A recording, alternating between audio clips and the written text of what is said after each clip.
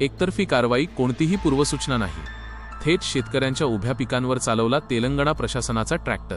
चंद्रपूरच्या सीमा भागात मराठी शेतकऱ्यांचा संताप. चंद्रपूर जिल्ह्यातील जिवती तालुक्यातून एक अतिशय धक्कादायक प्रकार समोर आला आहे. गेल्या अनेक दशकांपासून ज्या जमिनीवर स्थानिक शेतकरी घाम गाळून शेती करत आहेत, त्याच जमिनीवर तेलंगणा वन विभाग आणि पोलिसांचे संयुक्त पथक अचानक दाखल झाले. कोणतीही नोटीस न देता ऐन पेरणीच्या दिवसांत शेतकऱ्यांच्या उभ्या पिकांवर ट्रॅक्टर फिरवून लाखोंचे नुकसान करण्यात आले आहे. वृक्षलागवडीचे कारण पुढे करत तेलंगणा प्रशासनाने ही दडपशाही केल्याचा दावा केला जात आहे. पण या एकतर्फी कारवाईमुळे वर्षभराचे कष्ट मातीत मिळाल्याने सीमा भागातील शेतकरी आता पूर्णपणे उद्ध्वस्त झाले आहेत.